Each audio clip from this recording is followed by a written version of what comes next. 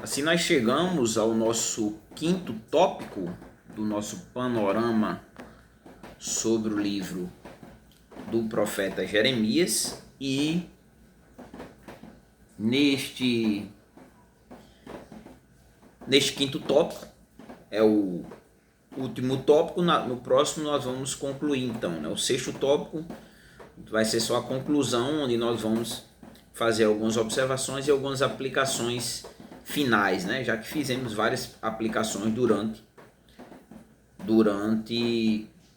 o nosso estudo sobre o panorama do livro de Jeremias. Eu dividi em dois subtópicos: Jeremias e Jesus e a promessa da nova aliança. Então vamos começar por Jeremias e Jesus, e aqui eu quero abordar apenas um ponto, né? Tanto Jesus quanto Jeremias, ambos, né, choraram por Jerusalém, né? Uma pena que o povo, ele tanto na época de Jesus mataram Jesus, o próprio povo vai pedir para que Jesus seja crucificado, para que matem Jesus, né?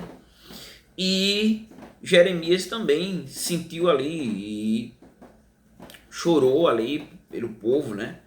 Mas mesmo assim, como nós sabemos, o povo seguiu o caminho da incredulidade. Eu quero ler aqui um texto que se encontra para a gente fundamentar, Jeremias capítulo 13, o versículo 17, que diz assim: Mas, se não ouvirdes, chorarei secretamente por causa do vosso orgulho. E os meus olhos chorarão amargamente e se desfalecerão em lágrimas, porque o rebanho do Senhor foi levado cativo, né? Aqui Jeremias. Quando nós seguimos para Lucas capítulo 19 e o versículo 41, diz assim: E quando se aproximou e viu a cidade, chorou por ela, né? Então você vê aqui o amor. Jesus, ele tem um tríplice ofício, né? Jesus é profeta, sacerdote e rei. No caso de Jeremias era um profeta, né?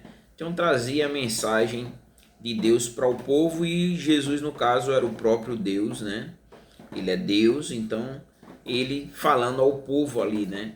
E nós vemos que Jesus, ele chora ali pela cidade quando se aproxima dela. Então esse sentimento, né?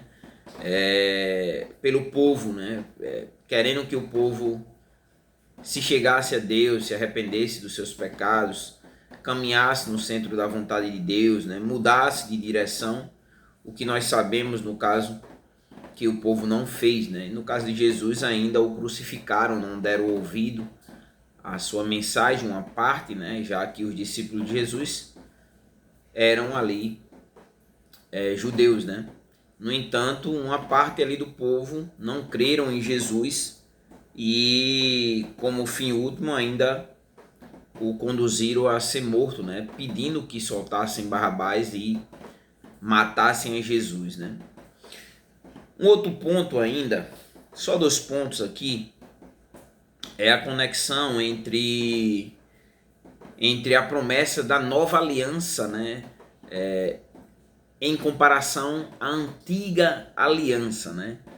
O texto de Jeremias, no capítulo 31, em especial o versículo 31 ao 33, a gente vai fazer a leitura aqui desse texto, desses 3 versículos aqui, para a gente explorar a nova aliança. O texto diz assim: Dias virão, diz o Senhor, em que farei uma nova aliança com a casa de Israel e com a casa de Judá, né? Uma nova aliança, não mais que substituiria a antiga aliança. Uma nova aliança. Ela não será como a aliança que fiz com seus pais, quando os peguei pela mão para tirá-los da terra do Egito, pois eles quebraram a minha aliança, mesmo sendo eu Senhor deles, diz o Senhor. E aí, aqui a descrição dessa nova aliança, como então seria essa nova aliança, né? O texto diz assim, verso 33, diz: Mas Esta é a aliança que farei com a casa de Israel depois daqueles dias, diz o Senhor. Porei a minha lei na sua mente e as escreverei no seu coração. Veja, a lei seria colocada no interior do ser humano, né? E o resultado?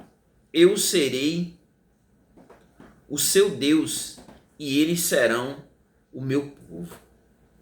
Quando nós caminhamos, saímos de Jeremias e vamos para o livro de Hebreus, mais precisamente o capítulo 8 e o versículo 10 diz assim: esta é a aliança que farei com a casa de Israel. Depois daquele dia, diz o Senhor, porei as minhas leis na mente e as escreverei em seu coração. Eu serei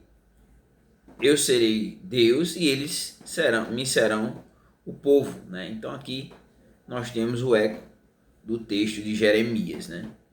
A nova aliança, né? Ela é uma aliança que transforma o coração humano, muda o coração humano, né? Direciona, fortalece, né? O coração humano, traz um novo nascimento, né?